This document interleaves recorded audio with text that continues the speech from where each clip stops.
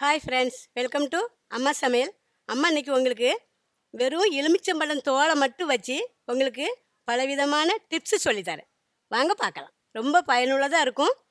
முழுசும் பார்த்து முடிங்க. ரொம்ப உங்களுக்கு உதவியாக இருக்கும்.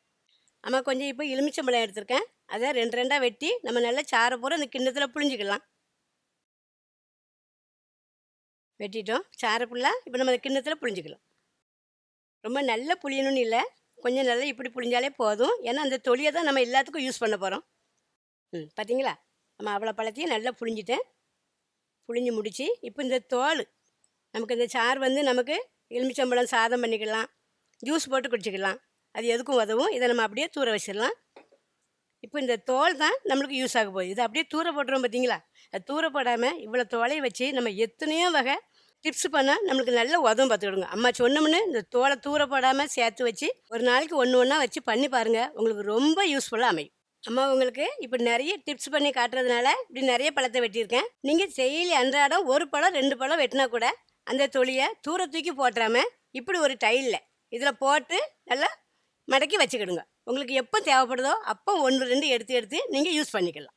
இப்போ நம்ம அந்த டைலில் போட்டு இதை வச்சுக்கலாம். பார்த்தீங்களா, இப்படி போட்டு இப்படி மடக்கி நம்ம இப்படி ஃப்ரிட்ஜில் வச்சிடலாம். இப்போ நம்ம சின்ன கிண்ணத்தில் ஒரு ஸ்பூன் ஒரு 1.5 ஸ்பூன் தண்ணி வச்சுக்கலாம். அந்த தண்ணியில் நம்ம சமையல் எண்ணெய் எண்ணெய்னாலும் பரவாயில்ல, அந்த சமையல் எண்ணெய் ஊற்றி ரெண்டையும் ஒன்றா ஊற்றி கலந்து வச்சுக்கலாம். இப்போ நம்ம ஸ்டவ் ஸ்டார்ட் பண்ணி நம்ம வீட்டில் தோசைக்கல், எல்லார் வீட்லேயுமே தோசைக்கல் நம்ம எப்படி தான் நம்ம சுத்தப்படுத்தினாலும் சுற்றி வர பாருங்கள், இது இப்படி தான் இருக்கும் பார்த்துக்கிடுங்க. இதை வாரத்தில் ஒரு நாள் இல்லை 10 நாளைக்கு ஒரு தடவை கூட நீங்கள் நம்ம இப்போ எலுமிச்சம் தோல் வெட்டி வச்சுருந்தோம்ல, அதில் ஒரு பாதி தோல் பாருங்கள், இந்த ஒரு தோல் எடுத்துக்கணும். கொஞ்சமாக உப்பு, இந்த உப்பில் அப்படியே முக்கி அழகாக அந்த கல்லில் அது ஸ்டவ் ஸ்டார்ட் பண்ணி ரொம்ப சிம்மில் வச்சுக்கிடுங்க. சிம்மில் வச்சுட்டு அந்த கல்லை நம்ம இப்படி பிடிச்சிக்கிட்டு அழகாக தேய்ங்க. சுத்தமாக சுற்றி இங்கே பாருங்கள், விளிம்பு வரைக்கும் அழகாக இப்படி தேய்ங்க. பார்த்தீங்களா, அழகாக இப்படி தேய்ச்சிட்டு தண்ணி வச்சே நம்ம கழுவிக்கலாம். அதை சோப்போ எதுவுமே ஊற்ற வேண்டாம், வெறும் தண்ணியை வச்சு கழுவிக்கிடுங்க. பாருங்கள், எலுமிச்சம்பழம் தோலை வச்சு தேய்ச்சிட்டு நல்லா நார்மலான தண்ணி, வேறு சோப்புக்கு ஒன்றும் போடாமல் நார்மலான தண்ணியை வச்சு இப்படி நல்லா கழுவிக்கிடுங்க. கழுவிட்டு அப்புறமா நம்ம இந்த எண்ணெயும் தண்ணியும் ஊற்றி வச்சுருந்தோம்ல, அதில் நல்லா முக்கி அழகாக கொஞ்சம் யூஸ் பண்ணிக்கிடுங்க. நல்லா இப்படி சுற்றி வரைக்கும் தடவி விட்டுட்டோமாக்கும். இப்போ நீங்கள் தோசை ஊற்றுனீங்கன்னா நல்லா மொறுன்னு கல் எவ்வளோ அகலம் இருக்கோ அவ்வளோ அகலத்துக்கு நம்ம ஊற்றி எடுக்கலாம். ஒன்றுமே அழகாக ஒட்டாது, ஒன்றும் செய்யாது, அழகாக வரும். மொறுன்னு தோசை அழகாக வரும். பார்த்தீங்களா, நல்ல மொறுன்னு அழகாக சுட்டு அப்படியே பெரட்டி நம்ம இப்படி எடுத்துக்கலாம். இப்போ நம்ம இன்னொரு தோல் எடுத்துக்கலாம். பித்தளை பாத்திரம், செம்பு பாத்திரம் இப்படி இருக்குது. இது செம்பு பாத்திரம். இந்த செம்பை இவ்வளோ இதாக இருக்குது பாருங்கள். இப்போ இந்த நம்ம எலுமிச்சந்தோலில் கொஞ்சம் இது சோடாப்பு, நம்ம இட்லிக்கு போடுவோம்ல அந்த சோடாப்பு தான். அதை ஒரு இது போட்டுக்கலாம், ஸ்பூனு. பார்த்தீங்களா, இந்த எலுமிச்சம்பழம் தோலை வச்சு ஒரு ஸ்பூன் சோடாப்பு உள்ளே போட்டிருக்கேன். இப்போ இதை வச்சு நம்ம தேய்ச்சி இந்த பாத்திரத்தை பாருங்கள் எப்படி பலன்னு இது வருது பாருங்கள். தேய்க்கலாம்.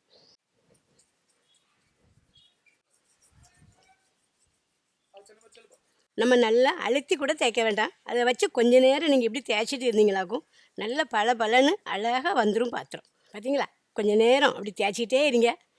நல்லா இருத்தி தேய்க்க வேண்டாம், உங்களுக்கு எவ்வளோ முடியுமோ கொஞ்சம் போதுமான அளவுக்கு நல்லா இப்படி பிடிச்சி தேய்ச்சிக்கிட்டே இருங்க. அழகாக எப்படி பலன்னு ஆகிட்டே இருக்குது பார்த்தீங்களா. போதும். இப்போ நம்ம கழுவிட்டு வரலாம். பார்த்தீங்களா, ஒரு தோலை வச்சு என்ன அழகாக பலன்னு நல்லா தேய்ச்சி எடுத்தாச்சு. பார்த்தீங்களா எப்படி இருக்குன்னு. 2 டிப்ஸ் பண்ணிட்டோம். இப்போ 3ஆவதா இன்னும் ஒரு தோலை எடுத்துக்கிடுங்க. இந்த ஒரு தோலை எடுத்து ஒரு சின்ன கிண்ணத்தில் இப்படி இந்த தோலை உள்ளே வச்சு அதில் நல்லா ஒரு ஸ்பூன் பேக்கிங் சோடா அதை அள்ளி வச்சுக்கிடுங்க. இதை அள்ளி வச்சுட்டு நம்ம இப்போவும் ஃப்ரிட்ஜில் நிறைய ஜாமான் வச்சுருப்போம் பார்த்தீங்களா, அதை வச்சுட்டு திறக்கும்போது ஏதாவது ஒரு லேசாக ஒரு சுமல் வாடை வரும். அது வராமல் இருக்கிறதுக்கு நல்லா இருக்கணும்னா நம்ம இதை இப்படி வச்சு இப்படியே கொண்டு போய் நீங்கள் ஃப்ரிட்ஜ் உள்ளே போட்டு ஃப்ரிட்ஜை திறந்து இப்படி ஓரமாக ஒரு கிண்ணத்தில் இப்படி வச்சுட்டு இப்படி நீங்கள் மூடிட்டீங்களாக்கும். அப்புறம் திறக்கும்போது எந்த சுமலுமே இல்லாமல் அது ஒரு மணமான சுமல், அழகான எலுமிச்சம்பழ வாடை மணத்தோடு நல்லா இருக்கும் பார்த்துக்கிடுங்க. அப்படி திறக்க வைக்க ரொம்ப நல்லாயிருக்கும். ஒரு 10 நாளைக்கு ஒரு தடவை அப்படி ஒரு பாதி எலுமிச்சம்பழத்தை பொழிஞ்சிட்டு அந்த தொழிலை நீங்கள் இப்படி போட்டு வச்சிங்களாக்கும் ஃப்ரிட்ஜ் எப்போதும் நல்ல வாசமாக அழகாக மணத்தோடு நல்லா இருக்கும். இப்போ பாருங்க, நம்ம மத்தியானம் சாப்பிட்டோம்னா ஏதோ கொஞ்சம் நல்லா ஒரு பிரியாணியோ நெய்ச்சோறோ எது சாப்பிட்டாலும் இல்லை சும்மா சாதாரண சாப்பாடு சாப்பிட்டாலுமே சமையல உடம்புல இந்த நெஞ்சில் ஒரு கட்ட கணக்க நின்றுக்கிட்டு ஒரு எரிச்சலாக தோணிக்கிட்டு எரிக்கழிச்சிக்கிட்டே வரும் பார்த்துக்கிடுங்க. அப்படி வந்துட்டு இருக்கும்போது என்ன சாப்பிடனே தோணாது. சாயங்காலம் ஆனால் டீ குடிக்க முடியாது, நைட்டே ஆனால் கூட சாப்பிட முடியாது, ஒரு மாதிரி இருந்துக்கிட்டே இருக்கும் நெஞ்சில். அப்படி இருக்கிறதுக்கு நீங்கள் வேறு ஒன்றுமே பண்ண வேண்டாம். அப்படி இருந்துச்சாக்கும் இங்கே பாருங்கள், அதில் ஒரு தோலை எடுத்துக்கிடுங்க, அதை ஒரு 4 துண்டாக வெட்டிக்கிடுங்க. பாருங்கள் 4 துண்டாக வெட்டிக்கிட்டேன். இந்த 4 துண்டை ஒரு துண்டை எடுத்து உப்பில் முக்குங்க. இப்படி உப்பில் முக்கிட்டு அழகாக லேசான உப்பில் அப்படி முக்கிக்கிட்டு வாயில் வச்சு நல்லா சவைச்சிருங்க. சவைக்கும்போது கொஞ்சம் ஒரு கசப்பு துவப்பு புளிப்பு எல்லாமே கொடுக்கும் பார்த்துக்கிடுங்க. அது ஒரு மருந்தாக நினச்சி சவைச்சி சாப்பிட்டுட்டிங்களாக்கும் நல்லா ஜீரணிச்சிரும். கட்ட கணக்க நின்றாலும் அப்படி நல்லா க்ளீனாகிடும். அப்படி நீங்கள் சவைச்சி பாருங்கள். இப்போ அம்மா சவைச்சி காட்டுதேன், கொஞ்சம் தோப்போ கசப்பாக தான் இருக்கும், சவைக்கணும் கண்டிப்பாக. திங்கிறதுக்கு அது ஒரு டேஸ்ட்டாக தான் இருக்கும். நல்லா சவைச்சி சாறை அப்படியே முழுங்கிருங்க. அப்படி இருக்கும்போது தான் ஒரு 2-3 வாட்டி நீங்கள் இப்படி சவைச்சி தின்னு பாருங்க. நெஞ்சு கரிப்பு வரவே செய்யாது, கணக்க நிற்காது, ஒரு மருந்துமே தேவையில்லை. இப்படியே நீங்கள் சவைச்சி சாப்பிடுங்க, அது ஒரு டேஸ்ட்டாக தான் இருக்கும். இப்போ பாருங்க, ஸ்டவ் ஸ்டார்ட் பண்ணி இப்போ நம்ம ஒரு சட்டியில் இப்படி கொஞ்சம் தண்ணி வச்சுக்கலாம். தண்ணி கொஞ்சம் நல்லா சூடாகி வரட்டும். இப்போ நம்ம இதில் புளிஞ்சு வச்சுருந்தோம்ல இந்த தோடு, அதை அப்படியே அவ்வளோத்தையும் இதில் போட்டுக்கலாம். மீதி இருக்கிறத நல்லா கொஞ்சம் கொதித்து அவியட்டும். ஒரு 5 நிமிஷம் நல்லா அவியட்டும் கொதித்து, அப்புறமா நம்ம பார்க்கலாம். பார்த்தீங்களா, 5 நிமிஷம் ஆகிட்டு நல்லா கொதிச்சு. இங்கே பாருங்கள், எலுமிச்சம்பழம் புளிஞ்சால் எப்படி இருக்கும் நம்மளுக்கு, அதை விட நல்லா சாறு அழகாக இதில் இறங்கி தொழில் உள்ளதெல்லாம் நல்லா வந்திருக்கு பாருங்கள். பாருங்கள் நல்லா அவிஞ்சிட்டு இப்படியே நம்ம ஸ்டவ் அணைச்சிக்கலாம். இப்போ பாருங்கள், இந்த சூடான தண்ணியவே நம்ம கொஞ்சம் ஒரு 1/2 டம்ளர் தண்ணி இந்த கிளாஸில் எடுத்துக்கலாம். பார்த்தீங்களா, 1/2 கிளாஸ் தண்ணியில் இப்போ சூடான தண்ணியில் 1 ஸ்பூன் பேக்கிங் சோடா, நம்ம நார்மலாக இட்லிக்கு போடுறது தான் இந்த சோடா எடுத்து போட்டிருக்கோம். போட்டோன்னே எப்படி வருது பார்த்தீங்களா, நிறையா பொங்கி. இதை நம்ம பல் தேய்ச்சிட்டு எப்போதுமே ப்ரெஷ் நல்லா சுத்தமாக தான் கழுவி வைப்போம். ஆனாலும் இந்த ப்ரெஷ் அடியில் பார்த்தீங்கன்னா எப்படியாவது கொஞ்சம் கிருமிகள் படிஞ்சு அழுக்கு படிஞ்சு இருக்கும் பார்த்துக்கிடுங்க.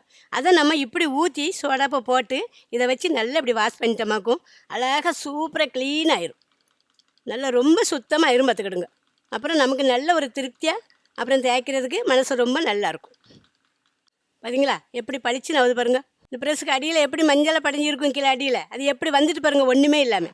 சூடான எலுமிச்சம்பழம் தோல் அவிச்ச தண்ணியில் நம்ம ஒரு ஸ்பூன் சோடாப்பு போட்டு இப்படி கலக்கி இப்படி பண்ணிட்டீங்களாக்கும் நல்லா வாரத்தில் ஒரு முறை இல்லை ஒரு 10 நாளைக்கு ஒரு முறை, மாதத்தில் ஒரு 3 டைம் பண்ணினா போதும். நல்லா ரொம்ப சுத்தமாக நல்லா க்ளீனாக இருக்கும். நமக்கும் தேய்க்கிறதுக்கு நல்ல ஒரு சந்தோஷமாக மனசு ஒரு யூஸ்ஃபுல்லாக இருக்கும். ஒரு இது இல்லாமல் ஒரு மஞ்சள் காரை ஒன்றுமே இல்லாமல் நல்லா ஆகிட்டு பாருங்கள், ஃப்ரெஷ்ஷாக அழகாக ஆகிட்டு.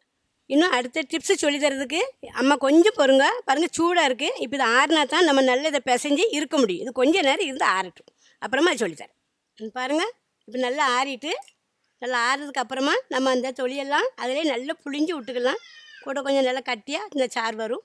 எப்படி கலர் மாறி இருக்குது பார்த்தீங்களா, எலுமிச்சம்பழத்தை நம்ம புளிஞ்சா கூட இவ்வளோ கலர் வராது. இதை அவிச்சு இப்படி சாறு எடுத்தோன்னு அதில் கலர் எவ்வளோ வந்திருக்கு பார்த்தீங்களா சாறு. இதை இப்போ நம்ம அப்படியே வடிகட்டி எடுத்துக்கலாம்.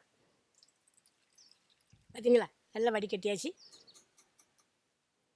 இது பாத்திரங்கிறத லிக்விட்டு எந்த பிராண்டாக இருந்தாலும் நீங்கள் ஊற்றிக்கிடலாம், வீட்டில் இருக்கிறத யூஸ் பண்ணிக்கலாம். ஒரு 2 ஸ்பூன், 1 ஸ்பூன் சோடாப்பு போட்டுக்கிடுதோம். நம்ம சமையலுக்கு போடுறத உப்பு, அதில் ஒரு 2 ஸ்பூன் உப்பு போட்டுக்கிடுதோம். பாருங்கள் எப்படி முறை கூடி எப்படி வருது பாருங்கள். பார்த்தீங்களா, நம்ம சாதாரண தண்ணியை ஊற்றி சோப்பு தண்ணி ஊற்றியோ தொடச்சி எடுக்கிறதுக்கு பதிலாக இப்படி நீங்கள் தொடச்சிங்களாக்கும் அப்படி சூப்பராக அழகாக நல்லாகும். பாருங்கள் நல்லா கலக்கியாச்சு ஊற்றி. இப்போ நம்ம இப்படியே ஒரு பாட்டிலில் ஊற்றி வச்சுக்கலாம். பாட்டிலில் ஊற்றி அழகாக இப்படி நல்லா மூடிக்கிடுங்க. சாதாரண பாட்டில் இருந்தாலும் ஊற்றி வச்சுக்கலாம், இப்படி இருந்தாலும் நீங்கள் இதில் ஊற்றி வச்சுக்கலாம். இதில் இருந்தால் நல்லா கொஞ்சம் ஃப்ரே கணக்காக அடித்து நம்மளுக்கு துடைக்க ரொம்ப நல்லாயிருக்கும். பார்த்தீங்களா, இது இப்போ பாருங்கள், இந்த டேபிளை பாருங்கள் எப்படி இருக்குன்னு பாருங்கள். இந்த டேபிளை எடுத்துக்கிடுங்க, எவ்வளோ அழுக்காக எப்படி படிஞ்சிருக்கு பார்த்தீங்களா. அதில் நம்ம நல்லா ப்ரெஸ் பண்ணி விட்டு அழகாக நம்ம அடித்து நல்லா ஒரு டவல் வச்சு லேசாக அப்படி இழுத்து நல்லா துடைச்சா போதும்.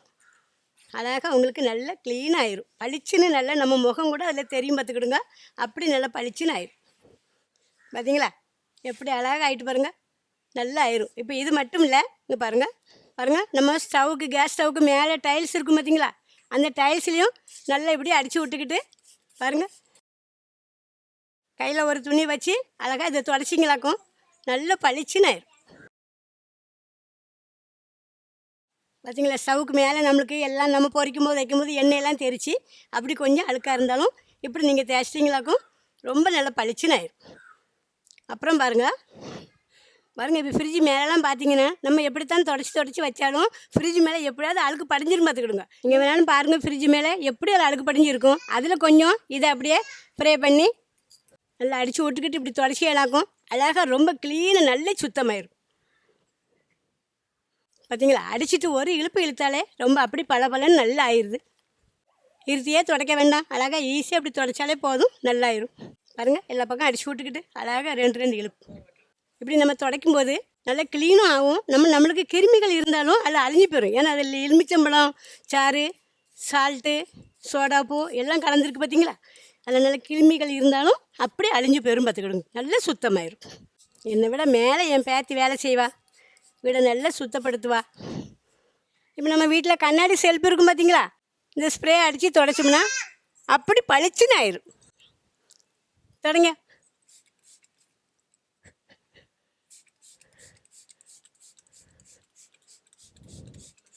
பார்த்தீங்களா, அம்மாவுக்கு அங்கே வர 8 மடுக்கு 8 அளவுக்கு துடைக்கேன். பிறகு என் பையன் வந்த பிறகு மீதி இடத்த துடைப்பேன். நல்லா துடைச்சி முடித்த பிறகு நல்லா பச்சை தண்ணி கொஞ்சம் தண்ணியை விட்டு அப்படியே நல்லா துடைச்சிடணும் ஒரு தொடப்பு. பார்த்தீங்களா, நல்லா பளிச்சுன்னு அழகாக தெரிஞ்சிடும். இப்படி எலுமிச்சம்பழத்தில் அம்மா எவ்வளோ டிப்ஸு சொல்லியிருக்கேன். அவ்வளோ டிப்ஸு உங்களுக்கு ரொம்ப பயனுள்ளதாக இருக்கும். கண்டிப்பாக கடைசி வரை பார்த்து நல்லா அதை மாதிரி செய்து பாருங்கள். அம்மா பண்ண இந்த எலுமிச்சந்தோலி டிப்ஸ் உங்களுக்கு பிடிச்சிருந்தா லைக் பண்ணுங்கள், கமெண்ட் பண்ணுங்கள், ஷேர் பண்ணுங்கள். கண்டிப்பாக மறக்காமல் சப்ஸ்கிரைப் பண்ணுங்கள். தேங்க்யூ.